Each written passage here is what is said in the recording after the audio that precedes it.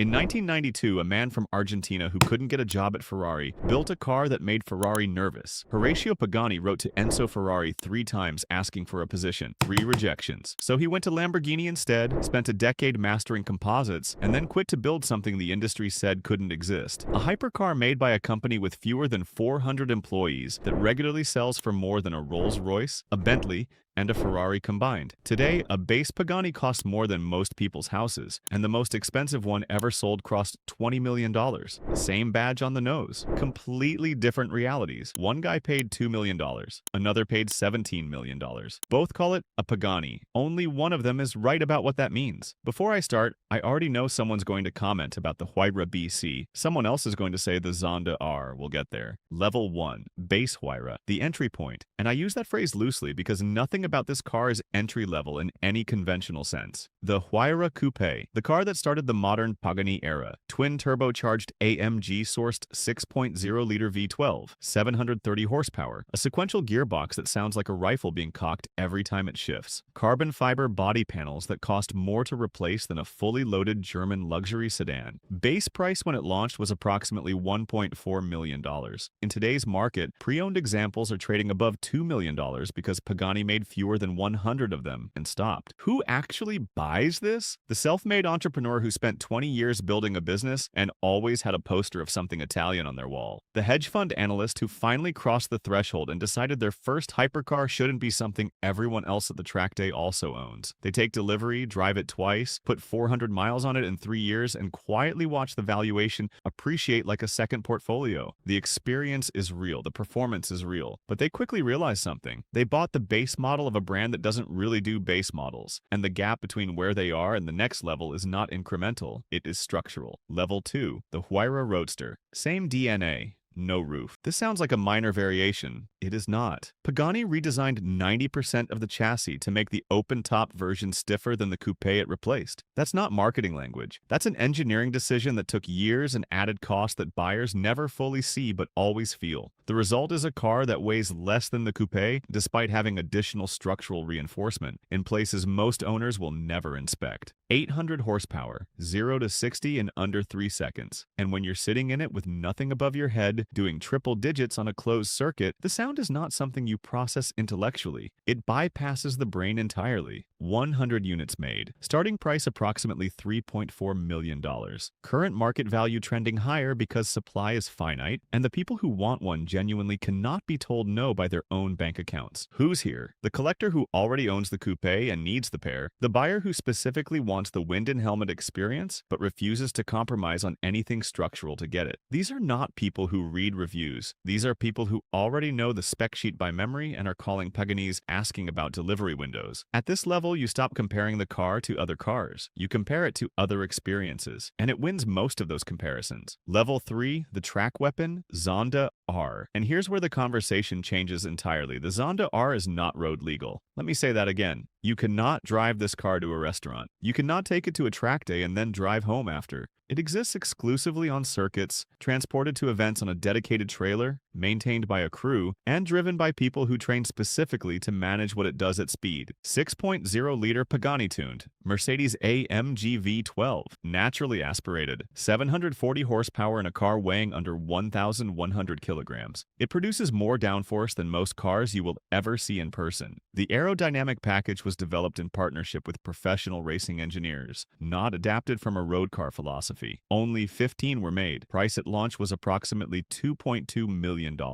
Today, if one becomes available, the number is negotiated privately and the figure that changes hands is not published. Who owns a Zonda R? Not many people. That's the honest answer. The buyer at this level has already exhausted road cars. Not financially, experientially. They've driven everything, owned several things, and arrived at the conclusion that the limiting factor on every road car is the road itself. The Zonda R removes that constraint. The track is now the product. The car is the reason. This is where Pagani stops being a luxury purchase and becomes something closer to a private obsession. Level 4, the Huayra BC. Named after Benny Cayola, Pagani's first customer and closest friend, who passed away before he could see it completed. That context matters. This car was not built for a market segment. It was built as a tribute. 800 horsepower, carbo-titanium monocoque, a material Pagani developed in-house because nothing commercially available met the weight and stiffness requirements. Active aerodynamics that adjust in real time across 8 different configurations. The car reads the road and responds before the driver consciously registers a change in conditions. 20 coupes made, 16 roadsters. Base price approximately $2.7 million for the coupe. Secondary market has seen examples clear $4 million because the production run ended and demand did not. Who's at this level? The serious collector who understands that the BC is not an upgrade from a standard Huayra, the way a spec bump is an upgrade on a laptop. It is a fundamentally different engineering philosophy applied to the same silhouette. The buyer here doesn't ask about color options first. They ask about carbon fiber weave pattern, suspension geometry, and delivery lead time. Then they ask about color. This is the level where Pagani ownership becomes a form of connoisseurship that most of the automotive world is simply not equipped to evaluate or critique. You are either in this conversation or you are not. Level 5, the Huayra R. And everything I said about the Zonda R being the track weapon, now double it. The Huayra R exists at the intersection of motorsport engineering and private commission. Pagani built a naturally aspirated 6.0-liter V12 specifically for this car. Not sourced, not adapted. Designed from the ground up in collaboration with HWA, the Mercedes-AMG motorsport division. 850 horsepower, a red line that will rearrange your understanding of what an engine is allowed to do. 30 units made. Price approximately $3.1 million. No road registration possible in any market. You buy this car and you are buying access to a single-purpose experience. Every other Pagani gives you the option of driving to an event. The Huayra R removes that option entirely. The circuit is mandatory, that is the purchase. The buyer here is not buying a hypercar. They are buying a relationship with a machine that will require a dedicated engineer, a trailer, a support team, and a willingness to go to the limit of what a car built for a private individual can legally be made to do. Most automotive journalists have never sat in one. Most automotive enthusiasts will never see one in person. The 30 people who own them exist in a world where that statement is simply an unremarkable fact about scarcity. Level 6. The commission. This is where the catalog ends and the conversation begins. Pagani has built an increasing number of one-off and special commission vehicles that have no list price because they are not listed. The Zonda HP Barchetta, the Huayra Codalunga, the Huayra Tricolore. These cars are not available for purchase. They are available for discussion if you are the kind of person Pagani chooses to have that discussion with. The Huayra Codalunga, 5 units, inspired by the long-tail racing cars of the 1960s, reportedly priced at approximately $7.4 million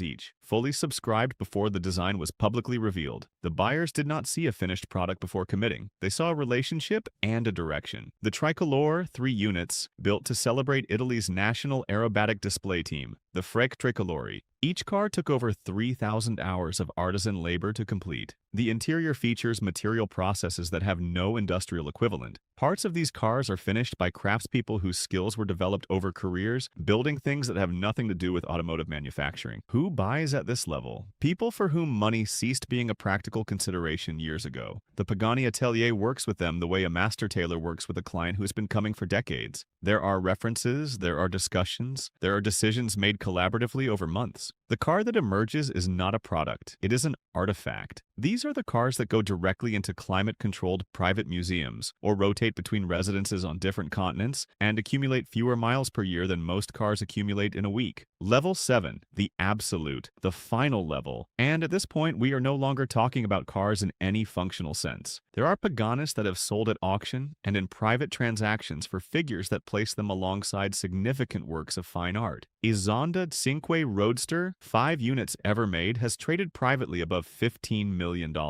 The Pagani Zonda 760 series, custom built to individual specification, represent the pinnacle of what the Atelier will produce for a single client with sufficient history with the brand and sufficient commitment to the brief. These cars are not driven, they are stewarded. The owner is not a consumer. They are a custodian of an object that Horacio Pagani spent part of his life making. That framing is not romantic exaggeration. It is how the transaction is understood by both parties when it occurs. Horacio is still alive, still working, still reviewing every car that leaves the atelier. He has said publicly that he considers the cars closer to sculpture than to transportation. At level 7, the buyer agrees completely. The car stopped being a vehicle several $1,000,000 ago. It is now a three-dimensional document of what human hands are capable of when budget is removed as a constraint. The automotive industry produces faster cars. It produces more powerful cars. It does not produce anything that occupies the same philosophical space as a level 7 Pagani, because no other manufacturer in the world has structured their entire enterprise around the idea that craft is the product and the car is just the medium. What Pagani actually sells. In 1992, a man wrote 3 letters to Ferrari and was told no 3 times. Today, Ferrari owners put Paganis on their Instagram because the algorithm rewards aspiration, and everyone understands which direction the aspiration flows. The guy who bought the base Huayra and the collector who commissioned a one-off Zonda are both buying the same thing. They are buying proof that one person's refusal to compromise on what something could be results in objects that the world did not know it needed until it saw them. Every other manufacturer sells performance metrics. Pagani sells the argument that numbers were never the point. The car was never the point. The obsession that built it is. If this was useful, subscribe. I break down how things actually work, not how the brochure describes them. See you in the next one.